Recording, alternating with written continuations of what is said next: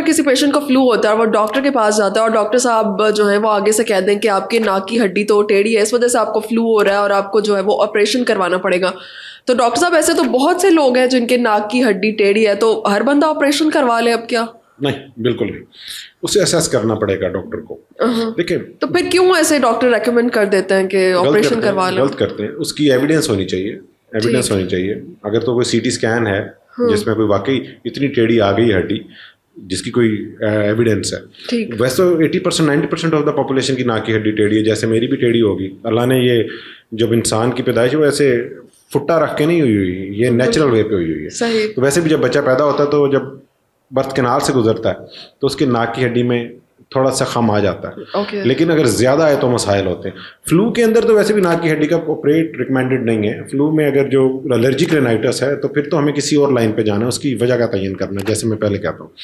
لیکن اگر ہمیں کچھ ایسی علامات مل رہی ہیں کہ ناک کی ہڈی ٹیڑھی ہونے کی وجہ سے سائنسز بند ہو گئے ہیں, سائڈوں والے سائنسز بلاک ہو گئے ہیں, اور اس بلاکیج کی وجہ سے اب فلو پیدا ہو رہا ہے, اور یا کہ فلو کی کنڈیشن پرولونگ ہو رہی ہے, کہ ایک مریض ہے اس کی ناک کی ہڈی اتنی ٹیڑھی ہے کہ وہ سائنسز جو اس کے ناک میں کھلنے کا راستہ ہے اس کو بلاک کر چکی ہے, اور اس بلاکیج کی وجہ سے سائنسز میں ریشہ پڑ گیا, اور اب ریشہ جو ہے فلو کی سمٹم کو پرولونگ کر دیتا ہے. فلو تو سب کو ہوتا ہے نا جب سیزن چینج ہوتا ہے, تو وہ 5 7 یا 4 6 دن کے لیے ہوتا ہے, لیکن اب اس پیشنٹ کے ساتھ ہو کیا رہا ہے کہ وہ 5 7 کی بجائے وہ 3 ہفتے چل رہا ہے. ٹھیک, انیشیل فیکٹر وہ فلو ہے, لیکن چونکہ اس کے اندر نیزل ڈیزیز موجود ہے اس کی وجہ سے وہ پرولونگ ہو رہا ہے. تو اس میں اس نے اسے بتانا ہے, لیکن اس سے پہلے اس کی ایک سبجیکٹیو ایویڈنس اکٹھی کرنی ہے. مجھے بھی یاد ہے ہمارے ٹیچر جن کا میں ٹرینی بھی رہا ہوں, بڑی پیاری بات کرتے ہوتے تھے کہ سم ٹائم آپ کو ایکس ریز یا سی ٹیز یا سی بی سیز یا کہ خون کے ٹیسٹ اپنی پروٹیکشن کے لیے کروانے ہوتے ہیں. حالانکہ آپ کو پتہ ہوتا ہے کہ آپ کیا ڈیزیز ڈیل کرنے جا رہے ہیں, وہ آپ کو پارٹ آف دا ریکارڈ چاہیے ہوتے ہیں. کیونکہ کل کو دیکھیں یہ بڑا نازک سا فیلڈ ہے, سرجری اینڈ الائڈ. ہوتا کیا ہے کہ جب آپ آپریٹ کر لیتے ہو نا تو پیشنٹ کچھ بھی آپ کے ساتھ مطلب اپنا ایک اسٹیٹمنٹ دے سکتا ہے, کوئی اسے روک نہیں سکتا. لیکن once you have that evidence, تو آپ اسے کہتے ہو یار وہ ایک سی ٹی کروایا تھا آپ کا, do you have that with you. یا یوں ہی نہیں, جو اور اچھے لوگ ہیں وہ اس کی ایویڈنس اپنے کلینک میں رکھ لیتے ہیں, ٹل دا 6 مہینے وہ رکھتے ہیں, ہم بھی رکھتے ہیں. تو وہ کہتے ہیں یار یہ دیکھو یہ میں نے نہیں کیا, یہ فلاں لیب سے, یہ فلاں ڈائگنوسٹک سروس سے, اور یہ فلاں بندے نے رپورٹ کیا. آپ کے پاس یہ فلمز ہوں گی, آپ جائیں کسی اور سے کروا لیں, آپ کراچی سے اس کو رپورٹ کروائیں. ٹھیک, ایتھیکلی بھی ہم اس میں سیف ہو جاتے ہیں. اور ریسنٹلی میرے ساتھ ایک بڑا عجیب سا انسیڈنس ہوا, لیکن میرے پاس چونکہ اس سارے واقعہ کی ساری ڈیٹیل تھی اور پیشنٹ نے آ کے میری پروفائل پہ اپلوڈ کیا اس کو نا, تو میں نے بھی پھر اس کو اپلوڈ کر دیا جو ہوا تھا اور جو ڈیٹس تھی. تو اس کے بعد خاموشی ہو گئی وہاں پہ. تو یہ مور آف اے لیگل ہمارا فیلڈ ہوتا جا رہا ہے. اس ٹائم پہ اسمارٹ کلینیشین یا فزیشین وہی ہے کہ جو ڈاکٹر ہونے کے ساتھ ساتھ لوگوں کی نیگیٹیوٹی کو بھی ڈیل کرے. اگر وہ نہیں کرتا تو یہ اسے فلش کر دیں گے. مطلب ڈاکٹر نے بھی اپنی پروٹیکشن کے طریقے نکالے, وہ مجبوری ہے. پہلے تھا, میرے فادر بھی ڈاکٹر ہیں, والد صاحب بھی, ان کے زمانے میں ماحول اور تھا. لوگ ڈاکٹر کو مسیحا واقعی سمجھتے تھے, یا کہ اس کی بات پہ میں نے یہ خود دیکھا ہے کہ لوگوں کے اگر کسی کی کوئی پیشنٹ کی ڈیتھ ہو جاتی تھی, ڈاکٹر کہتے تھے ڈاکٹر صاحب اللہ لو آئیے. ابھی جو ہے ان کو 6 لوگ بتانے والے ہوتے ہیں کہ تم فلاں جگہ پہ کیس کرو, تم ایسے کرو. تو جو ڈاکٹر ہے اس کو بھی پروٹیکشن چاہیے ایکچولی. ٹھیک ہے.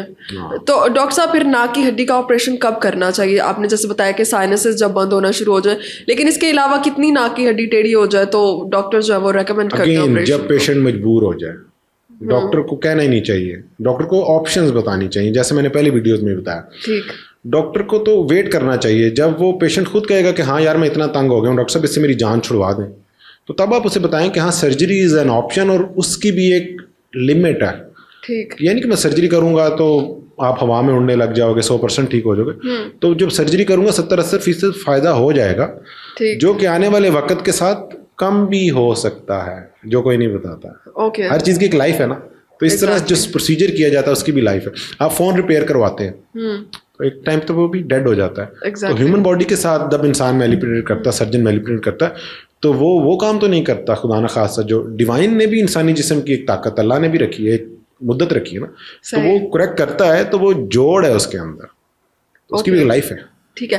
فلو کی بات ہو رہی ہے ڈاکٹر صاحب, تو فلو کے بارے میں ایک کوشچن پوچھنا چاہوں گی کہ اکثر لوگ فلو کی میڈیسن کھانا پسند نہیں کرتے. وہ کہتے ہیں کہ نیچرل ریمیڈیز کے تھرو جو ہے وہ اس کو کیور کیا جائے تو زیادہ بہتر ہوتا ہے. آپ کیا ریکمینڈ کریں گے, دوائی کھا لینی چاہیے یا پھر اس کو وائرل جو ہے اس کو چھوڑ دینا چاہیے خود سے ٹھیک ہونے کے لیے؟ میں خود نہیں کھاتا ہوں دوائی کو, تو میں پسند ہی نہیں کرتا ہوں فرینکلی. بینگ سرجن اور بینگ مجبوری میں اینٹی بایوٹک دیتے ہیں. You are seeing that being a doctor مجھے نہیں, کیونکہ یہ تو ڈاکٹر کی توہین ہے کہ اگر اس کو ایک دوائی کا ہم لینا پڑتا ہے ہمیں بھی سہارا. ٹھیک ہے نا, ڈاکٹر کا کام تشخیص ہے اور اس کو بتانا ہے. میں بہت کم میں نے اپنی لائف میں میڈیسن کھائی ہے, لیکن ایک کلچر ایسا بن گیا ہے کہ مریض کو دوائی لیے بغیر سکون نہیں آتا. ایگزیکٹلی. لیکن ہم اس کو گائڈ کرتے ہیں کہ بھائی جان تمہیں دوائی کی ضرورت نہیں ہے. اب اگر کسی کو چھینکیں آ رہی ہیں, فلو ہے, اور وہ کہتا ہے کہ جی میں فلاں گولی کھا لیتا ہوں, اینٹی ہسٹامین, اینٹی الرجی کھا لیتا ہوں, تو بیسیکلی وہ اپنے باڈی کو اس کا عادی بنا رہا ہے. یہ ایک نیچرل پروسیجر ہے, جیسے کھانسی آ جانی ہے, جیسے زکام ہے, جیسے آنکھوں سے پانی آ جانا ہے, بلغم آ جانا ہے. تو اس میں ہمیں پتہ ہونا چاہیے کہ ہمارا مسئلہ کیوں ہے, لیکن اس کو ختم کرنے کے لیے ہمیں نہیں کرنا چاہیے. میں تو ایون کہ مائلڈ فیور میں بھی میڈیسن کے اگینسٹ ہوں. 100 سے کم فیور ہے نا, تو میں کہتا ہوں کہ نہ دی جائے. کیوں؟ کیونکہ فیور بھی آپ کی باڈی کا پروٹیکٹیو میکانزم ہے نا. آپ کے جسم کے اندر وہ ایسے جو ہے کیمیکلز پیدا کر رہا ہے جو اللہ نے رکھے ہیں کہ وہ بیماری سے لڑ لیں. ہم فیور کا اینٹی پائریٹک لے کے, فیور کی میڈیسن لے کے اس کو روک دیتے. ٹھیک ہے نا, لیکن there should be subjective evidence ہمارے پاس ہونی چاہیے کہ ایک مریض 103 ڈگری فیور کا اس میں تو ہم نے دینی ہے. ایگزیکٹلی. اس سے کنفیوز نہ کیا جائے.